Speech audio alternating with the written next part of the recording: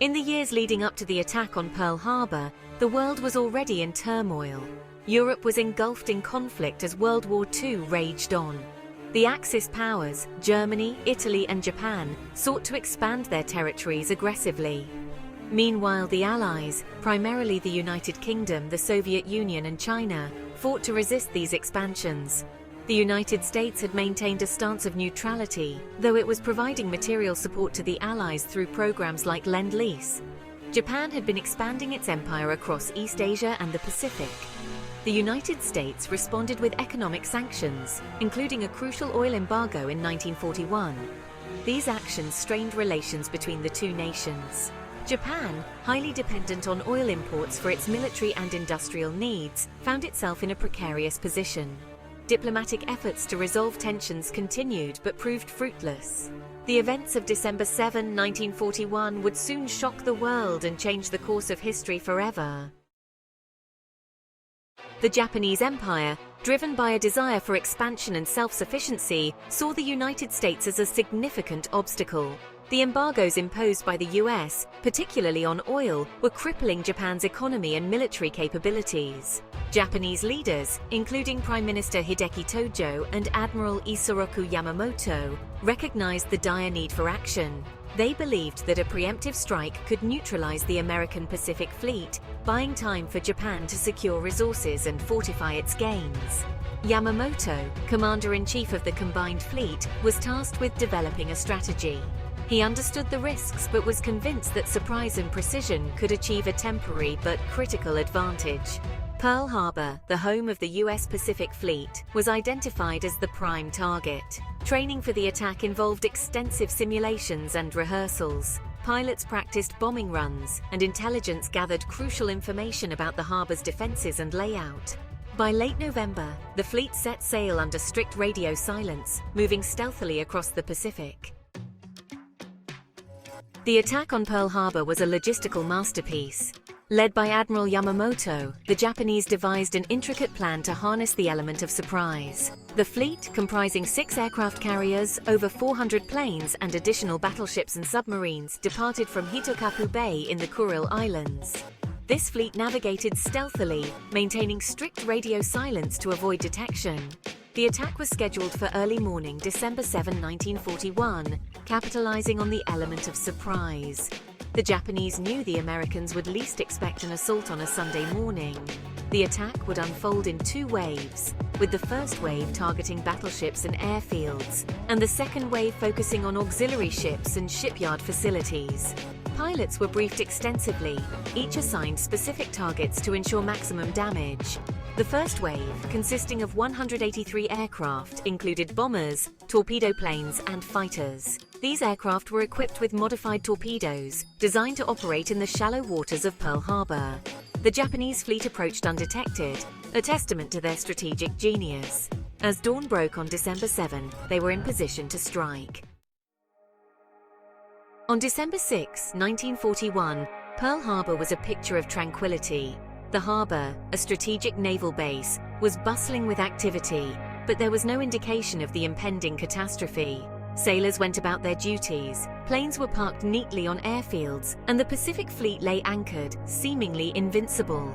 Across the Pacific, the Japanese fleet inched closer, maintaining strict radio silence. The sailors and pilots were filled with a mix of anticipation and resolve. They knew the gravity of their mission, yet they were unwavering. As night fell, the final briefings were conducted.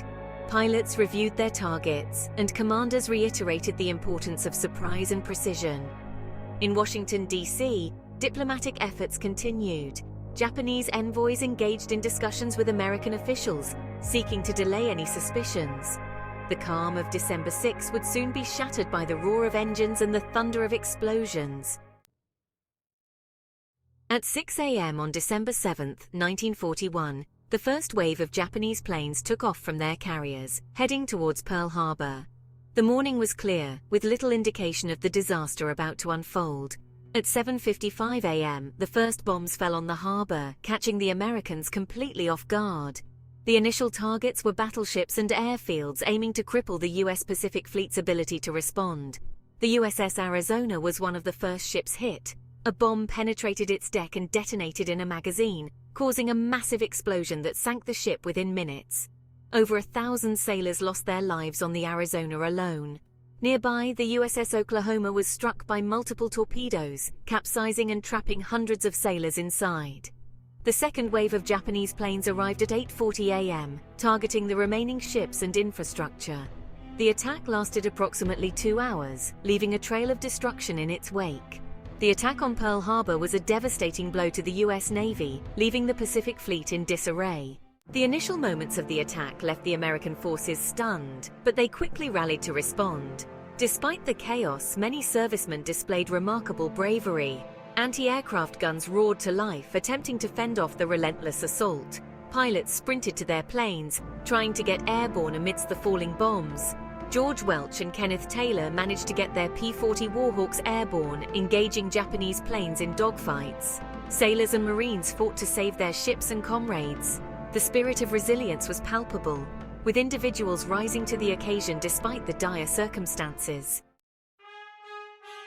Amid the chaos of the Pearl Harbor attack, numerous acts of heroism emerged. Sailors, Marines, and civilians displayed extraordinary courage, risking their lives to save others.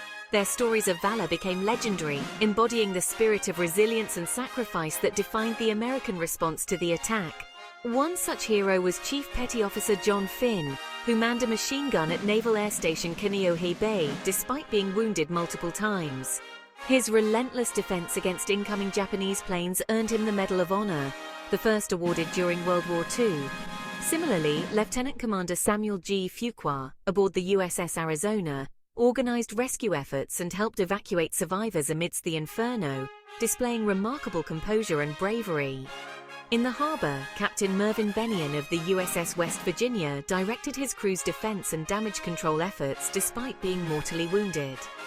His actions ensured the ship's survival, and he was posthumously awarded the Medal of Honor. Civilian contributions were equally significant.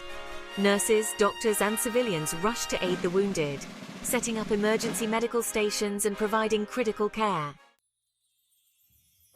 The immediate aftermath of the Pearl Harbor attack left the United States in a state of shock and mourning. The scale of the destruction was staggering, with over 2,400 Americans killed and nearly 1,200 wounded. The Pacific Fleet had suffered devastating losses, with battleships like the USS Arizona and USS Oklahoma among the hardest hit. The harbor was a scene of wreckage, with sunken ships and smoldering ruins testifying to the ferocity of the assault. News of the attack spread rapidly across the country. Americans listened in disbelief as reports detailed the extent of the damage. The attack galvanized public opinion, transforming the nation's stance on the war. Recruitment centers were flooded with volunteers eager to defend their country, and factories ramped up production to support the war effort. President Franklin D. Roosevelt's address to Congress on December 8, 1941, was a defining moment. His declaration of war against Japan was met with unanimous support, marking the United States' entry into World War II. The attack on Pearl Harbor unified the nation, with citizens rallying behind the war effort. The attack on Pearl Harbor had far-reaching consequences on the Pacific theater of World War II. With the United States now fully engaged in the conflict, the dynamics of the war shifted dramatically. The initial months following the attack were marked by Japanese advances across the Pacific, as they sought to capitalize on their early successes. However, the resilience and strategic acumen of the Allied forces soon began to turn the tide. One of the pivotal moments in the Pacific War was the Battle of Midway in June 1942.